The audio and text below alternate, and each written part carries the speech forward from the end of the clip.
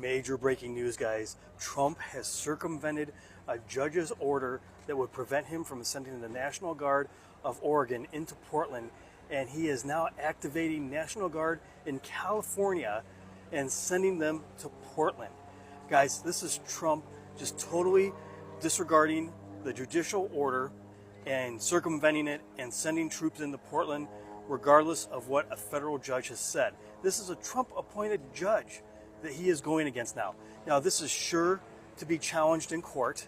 Newsom, I'm sure, is going to file suit, but it's just a question of can they get it done and in front of a judge soon enough before troops land in Portland.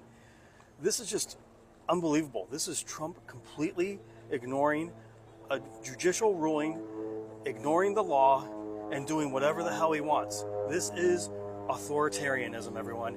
Wake up to it. Wake up to it soon. Let me know what you think about this. Do you think Trump is just in what he's doing, or do you think he's totally gone off the rails and overstepped his authority? Let me know in the comments. Like, share, spread the word, follow, subscribe, and I'll see you back here for the 411. Donald Trump has authorized the National Guard to go into Chicago. We're talking about 300 troops, and Trump says he's doing this because the crime in the city is out of control. This all comes after immigration authorities clashed alongside with protesters outside ICE facilities, and officials said that an armed woman was shot after a group allegedly rammed a vehicle into law enforcement vehicles. But the Illinois governor is saying that these troops are A, not needed, and B, Trump is trying to attempt to manufacture some kind of crisis inside of Chicago. This also comes as many different people, we're not talking about those in Illinois, but many different states are saying that Trump is abusing his power by sending troops into Democratic-led cities. This, by the way, comes off of the heels of a federal judge blocking Donald Trump in Oregon, saying that you cannot put these 200 troops inside of Portland. And this judge did not mince their words, saying that this move is unconstitutional and it blurs the line between civil and military power. This, remember, comes just days after Donald Trump said that he was going to use cities like Chicago as training grounds for the military, telling these military leaders that we're going to be fighting the enemy from within, which a lot of people are saying, who? U.S. citizens? Now, for those saying that, well, Chicago must have horrible crime. I mean, every city has crime, but if you actually look at the numbers, statistically, Chicago's crime rate has been dropping sharply. For starters, let's just look at homicides, which are down a third from the past 2 years. So what do you think? Do you think Trump is actually doing this because of public safety, or is it political control? Let me know in the comment section below. I'll be sure to keep you updated, so please do share my videos and follow me for more. We've got more breaking news. Donald Trump's White House is now threatening to throw judges, prosecutors, and states' attorney generals in prison as terrorists if they disagree with the Trump agenda. Trump's, I don't know what to call this guy, Stephen Miller, top White House guy who came up with this entire fascist martial law plan, is now saying they are going to treat as terrorism, that there's a growing terrorist movement in this country, that we're all terrorists, and we're being protected by far-left judges, prosecutors, and attorney generals, all Democrats. He has now declared Democrats to be terrorists. He is going to be throwing Democrats in jail. This is so beyond dangerous. This is actually way beyond fascism. We're now getting into 1930s territory. We're getting into 1930s Germany territory. We're getting into Soviet territory. We're getting into communist territory. This is, folks, pay a lot of attention to what's going on with these people, because this is dangerous as hell. He is going to use the power of government to throw anybody and everybody in prison who disagrees with him. Incredibly dangerous stuff here. So everybody needs to be up to date on the latest Republican gaslighting and outright hypocrisy. Republicans love to do this thing where they say one thing and do exactly the opposite while telling you that's not what they're doing. Take a few examples like the conservative Supreme Court justices who said that Roe v. Wade was the law of the land, and then as soon as they were in there, they worked to dismantle it. How Trump claims that he's going to give tax breaks to middle-class Americans when all he does is give tax breaks to the wealthy. Like how conservatives claim that they are pro-life when literally they are just pro-birth and they don't give a shit if anybody else dies. The fact that the MAGA and the Republicans have claimed for years that every Democrat is a pedophile, yet the Democrats are calling for the Epstein files to be released, and the Republicans, Mike Johnson and Trump, are doing everything they can to prevent that. But this newest one just really brings my piss to a boil. The Republicans have been saying for years that they are the party of fiscal responsibility, yet under Donald Trump they have skyrocketed our national debt, and they are spending like crazy on ridiculous shit. But they say they're the party of small government. Small government! We want government to stay out of our lives and leave us alone! Then explain this. Explain how Republicans are the party of small government when they want every single person's social media accounts being monitored by federal agents. That isn't small government. That's 1984. And just like with being pro-life or fiscally responsible, the Republicans can no longer claim that they are the party of small government, like they could anyway. They're just blatant fascist pieces of shit who want to rule over people with the eye of Sauron and an iron fist. 5 days into a government shutdown and nothing's changed. Republicans are blaming Democrats, claiming they want to give health care to illegal immigrants. Democrats are saying we want to give health care to U.S. citizens and legal residents, and we want to ensure that it remains affordable. We've been wanting to negotiate since the spring, and Republicans refuse. That's the messaging we're hearing back and forth. And then you have the messaging out of the White House, which is attacking everybody. Mostly the Democrats and mostly federal workers. And the federal workers are the ones that are stuck in the middle here, because once again, they're being used as political pawns. The Republicans are attempting to use them as leverage to bring Democrat senators to the table to get them and force them to vote on a clean continuing resolution. But once again, federal employees are used to being used as a political pawn. Even if they hate it, they understand that as civil servants, that their job is to provide a service to the United States, to provide a service to U.S. citizens. And the majority of them that I have spoken with, that have messaged me, left comments in my videos, or private messages, all agree that this is what's best for the U.S., is to remain shut down until 100 million plus U.S. citizens and legal residents are able to retain affordable health care. Because there's no way that a person that currently pays $250 a month for health care on a fixed income should all of a sudden see their premiums increase by more than $9,000 a year. And that $9,000, it's currently subsidized by you and me. And I am perfectly content to pay that extra money to allow somebody to have access to health care. And if you aren't, you should stop calling yourself a Christian or a good person. Donald Trump is sending the United States military into Portland, Oregon, regardless of whether or not a Trump-appointed judge agrees. Today, according to California Governor Gavin Newsom, Donald Trump and his administration have federalized up to 300 members of the California National Guard to send to the streets of Portland, Oregon, against American citizens to quell protests, to quell alleged civil unrest. It comes as Kristi Noem, the Department of Homeland Security Secretary, calls Portland a war zone, despite complete evidence to the contrary. Now, the ruling yesterday by Judge Immergut, who is a Trump appointee, who in her ruling said that Donald Trump is moving America closer to martial law with the deployment of the United States military as his personal police force. That only applied to the Oregon National Guard. And so what did the Trump administration do today? It mobilized the California National Guard to send to the streets of Portland. It also mobilized the Illinois National Guard to send to the streets of Chicago. And it all comes as Stephen Miller, the White House Deputy Chief of Staff, is now calling Judge Immergut, a Trump appointee, essentially an insurrectionist. Stephen Miller, responding to her ruling, her 31-page order temporarily blocking the Trump administration from deploying the Oregon National Guard into Portland, calling it a legal insurrection, calling it a terrorist attack on this administration. That is a direct quote from the White House Deputy Chief of Staff, who is spearheading the efforts to send in the Guard into cities across the country against American citizens. That is the latest right now. And while Judge Immergut's ruling blocked the deployment of the Oregon National Guard, the Trump administration is set to send in the California National Guard regardless, potentially as soon as today. Now, California Governor Gavin Newsom has sued, seeking to block this deployment as illegal and contrary to law. But court cases don't happen overnight, and it may take several days, if not weeks, before a judge ever blocks the deployment of the California National Guard. And by then, Judge Immergut's 14-day temporary restraining order may have already expired. Folks, we are living through a very dark time in the United States of America. My job as a journalist is to tell you the facts. The facts, the truth, the whole truth, and nothing but it. Facts aren't Republican or Democrat. Facts are facts. And the facts here are that the Trump administration over the past 2 weeks has mobilized the United States military against American civilians, has used ICE as a personal military force to target families separating children from their families, and has encouraged the United States military to violate the Posse Comitatus Act, to turn on American citizens, conducting illegal arrests for flag burning and other mechanisms.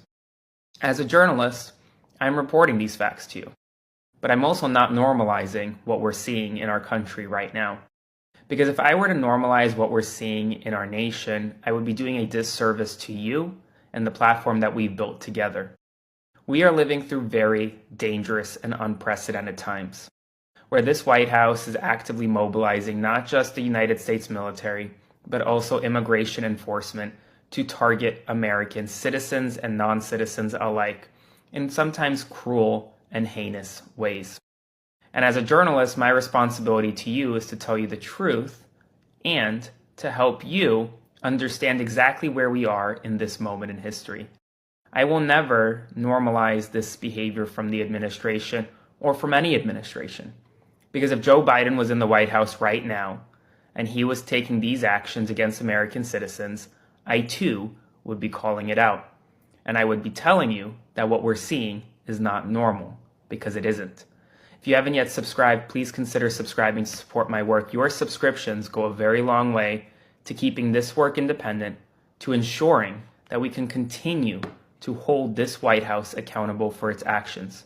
Because right now, the platform we are building is surpassing mainstream media every single day.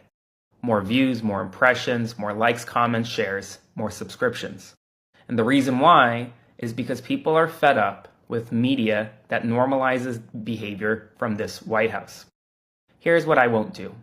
I won't tell you that ICE officials separating children from their mothers in Chicago at an apartment building, ransacking that apartment building, and then proceeding to zip tie the children, including American U.S. citizen children, for long periods of time outside of their home, leaving their homes ransacked. I won't tell you that's normal.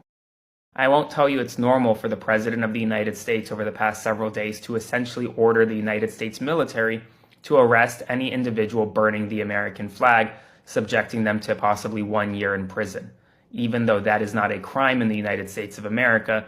And this United States Supreme Court has already said that flag burning is subject to the First Amendment protection. I won't say that's normal from this president. I won't say it's normal today that this White House is mobilizing National Guard troops to Portland and to Chicago, potentially sending in a specialized Army unit, the 82nd Infantry, into Portland, Oregon to quell protests. I won't tell you that's normal. And I also won't tell you what's normal is that we're living through a government shutdown. We're now 5 days into a government shutdown with truly no end in sight. Every single day, about 750,000 federal workers are currently being furloughed. On October 11th, in less than 1 week, the Smithsonian will start to close. National parks will soon run on half capacity and may close as well. It may be difficult for individuals soon to start getting SNAP benefits, WIC benefits, and more. And you never know. Social Security could theoretically be next. If the shutdown lasts for too long, it'll be harder to get Social Security benefits. Signing up for Social Security benefits will take longer, and sometimes phones simply will not be answered. And while at the same time, this administration, according to Washington Post reporting today, is attempting to make it more difficult for seniors in America to be eligible for Social Security disability payments by removing the age, essentially, consideration. Right now, when you apply for Social Security disability in America, your age is considered whether or not you can essentially do a job at the age of, say, 65 or 70. They want to eliminate that, essentially making age not a factor when considering whether or not someone is eligible for Social Security disability, forcing a lot of elderly Americans to work jobs that they simply are not physically fit for. That's happening right now in the United States of America. And at the same time, over the past 24 hours, we saw a mass shooting in Montgomery, Alabama, near the Alabama National Fair, leaving 2 dead and 12 injured, and multiple shootings in South Carolina, leaving 1 dead and 1 injured. More shootings, more mass shootings in America than days in the year in 2025. This is real, it's happening, but it's not normal, and I won't normalize it. Subscribe to support my work, like, comment, share this video so that more people see, and I'll see you bright and early in the morning for more. Here's some news and information that you need to know for your Sunday evening that I think is important to you. U.S. Defense Secretary Pete Hegseth said that he has every authorization needed for U.S. military strikes on vessels just off the coast of Venezuela allegedly carrying illegal drugs. Hegseth was speaking in a Fox News interview broadcast today, and the United States actually took the lives of 4 people in a strike in the Caribbean Sea Friday. At least the 4th such attack in recent weeks. I need y'all to hear what I just said. The 4th, not the 1st. We have every authorization needed, he said. These are designated as foreign terrorist organizations. Hegseth said in an interview on Fox News, the Sunday briefing, he did not provide more details about the authorization.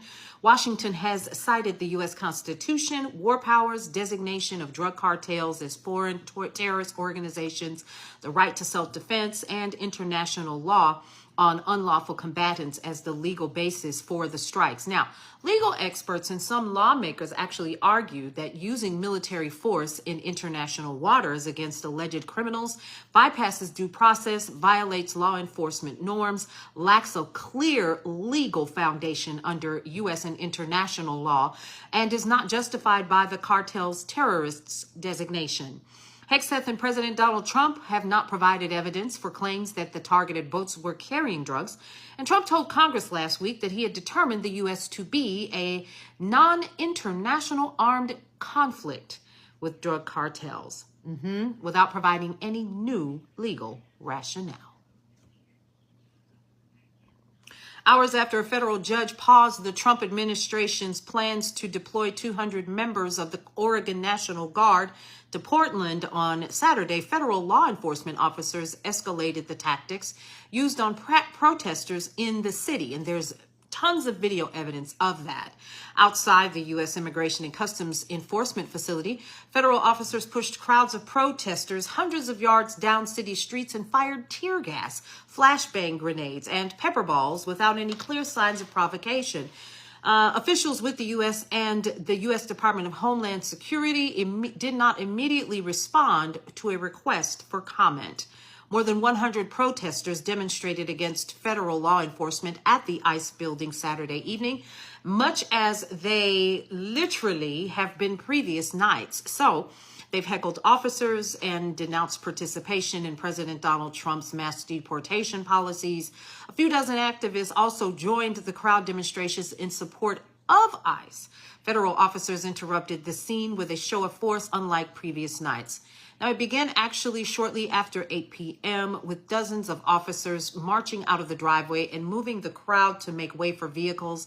Then, unlike the typical driveway clearing they did previously, officers began to push the crowds further into the neighborhood by several blocks. As protesters loudly wondered why they were being asked to step back, on public city streets, officers methodically marched the crowds down 2 separate streets on either side of the ICE facility, South Bancroft Street and South Moody Avenue. As the government shutdown drags into a 4th day with no resolution in sight and furloughs continuing, House leaders Mike Johnson and Hakeem Jeffries are accusing the Others Party of being responsible for both the shutdown and the government's inability to reopen. In an interview with NBC's Kristen Welker on Sunday's Meet the Press, Jeffries from New York, Democrat, we do know that, said he has not heard from Republican leadership for at least a week. Republicans, including Donald Trump, have gone radio silent, he said. And what we've seen in negotiations through deepfake videos, the House canceling votes, and of course, President Trump spending yesterday on the golf course, that's not responsible behavior. For more news and information that you can always use, Head over to brownstoneworldwide.com. Check out Cityscape Radio today for inspiration and sounds you'll remember and enjoy. And don't forget Brownstone Living magazine with our amazing doctors from Aligned for Life. Doctors Fowler and Williams are on the cover talking all about chiropractic care this month. Don't forget also Walktober starts tomorrow on our Facebook page, Brownstone Living. So get ready, go on ahead and hang out over there. Of course, I'll be sharing some video wherever you're seeing this, and you'll get an opportunity to come and hang out with me while I make a mad, crazy attempt to start walking again. Listen, you guys, thank you so much for connecting with us and being a part of the neighborhood. We really do appreciate you. We'll see you around. Welcome to the neighborhood. Welcome to the neighborhood. Welcome to the neighborhood. Welcome to the neighborhood. Welcome to the neighborhood.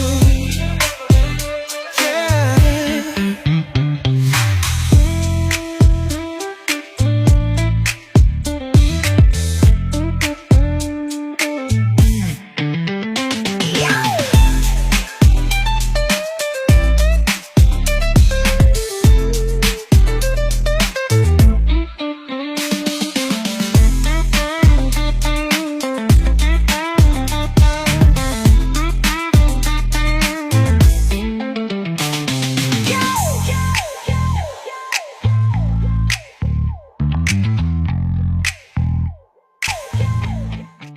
One of the darkest, most frightening, brutal, authoritarian acts that this regime... So that video is about the ICE raids that happened in Chicago in the wee hours of September 30th, when ICE and FBI agents brought in helicopters and dropped onto the roof of an apartment building, swarmed that building, more than 300 agents, claiming that they had arrest warrants for 5 people. And they raided an apartment building, dragged out American citizens, handcuffed them, put them into the back of budget rental vans, kept them there for hours, violated their constitutional rights. They dragged out naked children, zip-tied them, and separated them from their parents. 4 of those children are American citizens who were taken from their parents and put in DHS custody, a violation of their constitutional rights. We don't actually know where those kids are at this moment in time. DHS claimed they were trying to find guardians for them, I'm assuming because they snatched their parents. Right, so I was saying in that video, like, we can't allow this to be normalized. We cannot tolerate it. Because one of the things that the regime tries to do, this classic authoritarian move, is that Trump tries to claim power that he doesn't have. He tries to crush constitutional rights that he is not allowed to trample on. He tries to do things that are illegal and say that he has every right to do them. This is what authoritarians do. This is why they call it authoritarian creep, because Trump sees something in front of him that he wants to do. He knows it's illegal. He does it anyway, and then he waits to see how you react. He waits to see if other politicians push back. He waits to see if anybody files anything in the courts. He waits to see what the public does. He waits to see if there is mass public opposition to those actions. If he does something terrible and awful and illegal, and we all are like, oh, that's no good, but we don't do anything about it, he'll be like, cool, this is now power that I have. This is now something I know that I can do whenever I want, and nobody's going to try and stop me. Raids like the one in Chicago are going to be the first of many unless we stand up and protect our constitutional rights, unless there's massive public outcry. He is trying terrible shit. He's seeing how you react.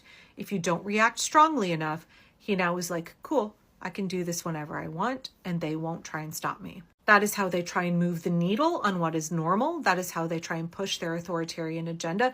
That's how they try and get you to forget what your rights are, to abandon your rights. Think back to a year ago.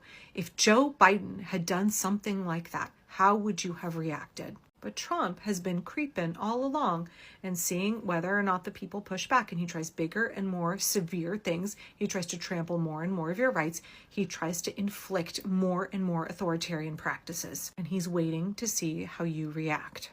But when I made that video and I posted it over to YouTube, where it's gotten a lot of engagement, I had several comments that I thought were Interesting. I know there's a lot of conversation about dead internet theory right now, especially if you're over on Facebook. Oh boy, it's all of these posts from MAGA, very pro MAGA accounts or very pro, pro BB accounts.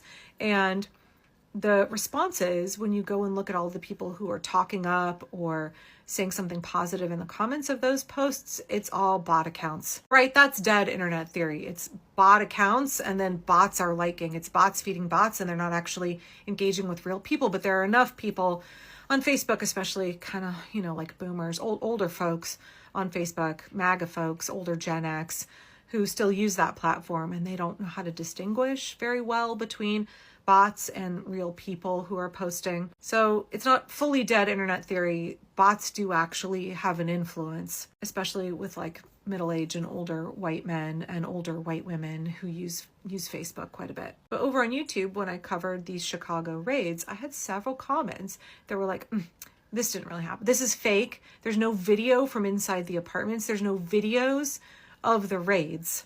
I haven't seen video of naked zip-tied children, so this is fake and it never happened. Also worth noting that Fox, as far as I can tell, especially on a national level, has not covered this story at all. Fox News on a national level, not touching this story with a 10-foot pole. They do not want their audience to know about it at all. But a lot of other corporate legacy media hasn't really covered it either. It wasn't until late this afternoon that I saw CNN finally started talking about it. So when I got all of these comments that were like, oh, this never happened. Where's the video proof? Where's the video of naked zip-tied kids?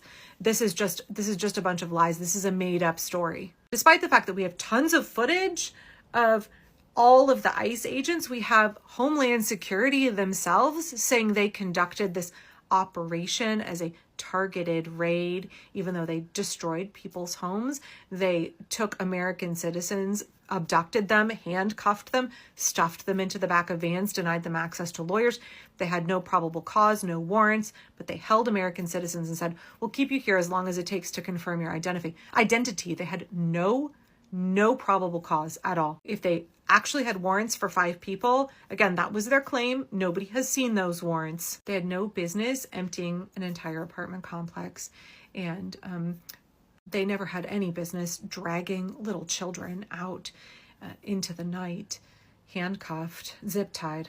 Like the amount of trauma that we are watching ICE cause with brown kids in this country. I mean, really all kids, every American child who is aware of what's happening and is exposed to any of it is being traumatized. But every child who has immigrant parents in this country, all of these kids that we are stuffing into detention centers so that for-profit corporations like Geo Group and CoreCivic can get billions of dollars of our taxpayer money with their government contracts. The amount of trauma that we're inflicting is just fucking unreal. Anyway, back to these bot comments. Thanks for letting me ramble a little bit. I was surprised to see how quickly the bots swooped in on this specific story and how very similar all of their comments were about this was a fake story. It never happened. There's no video proof. All of the accounts, when I went and looked at them, had all been made. They're anonymous YouTube accounts with no profile picture. They're all less than a year old, right? When you're a creator, you can get pretty good at spotting bots pretty quickly. And to me, I was like, it's surprising how quickly they swooped in, how quickly the bots found this video, and how many comments there are, right? And to me, that says the regime knows how deeply unpopular these kinds of moves are, how this is dramatically going to turn people against the regime. This is something that will wake people up and activate them. They don't want you to know about it. They don't want you to hear this story, and they're desperate to try and discredit it. They want anybody who's on the cusp, right? Anybody who's questioning the regime to see those comments of like, this is fake news. This is a fake story. There's no video proof. They want people to believe the bot comments because they don't want them to believe the truth of what happened, because they know that when we bear witness to what ICE is doing, when we talk about what ICE is doing, that it changes hearts and minds. People overwhelmingly in this country don't want ICE to be terrorizing our immigrants. Overwhelmingly, more than 70% of Americans, I think it's actually almost close to 80%, somewhere between 70 and 80, I don't have the figure right in front of me because it's late, believe that we need a legal pathway to citizenship for undocumented Americans. A majority of Americans are strongly opposed to the ICE raids. And they want undocumented Americans to continue to live here and to be able to do so legally. And when you see not only the extreme brutality and cruelty that was engaged in by ICE during this raid, there was an ICE agent who said, "F them kids." When someone questioned, why do you have little children in their underwear zip-tied? Zip-tied children. I can't get over it. The ICE agent said, "F them kids." American citizens were taken from their homes in the middle of the night, handcuffed and stuffed into vans for hours and hours and hours. It's not only the cruelty of what they're doing to immigrants, to children, it's also the violation of the constitutional rights of American citizens. They don't want you to see that that's happening. They don't want you to know. They want you to be able to say that can't possibly be happening here and go about your merry way. I had some asshat in my comments who was like, "I'm not worried it won't happen to me because I'm white," because this apartment complex, right, was primarily Black and Latino, almost exclusively. You dumbass, read the First They Came For poem. There is nobody who is safe under authoritarianism. There is no amount of safety you can procure for yourself. If you think that what happened to those folks in Chicago can't happen to you because you're white, you're fucking delusional. Anyway, how hard the bots are working in the comments of that video says to me that this is a story that we've got to amplify. This is a story that we have to make sure the American people hear, and we've got to make sure that they understand the severity. We have to make sure that they understand that these kinds of actions cannot go unanswered. These kinds of actions require a swift response, not only from local and state government, but from us, the people, because ultimately it is us that have the power. It is us who will stop this. It is us that everybody answers to. If we come together and organize and we stand up as one, we have the power. We have the power to stop this madness. That is why they are so desperate for you to not do anything. They're so desperate for you to be scared to respond and to just let them continue this kind of shit.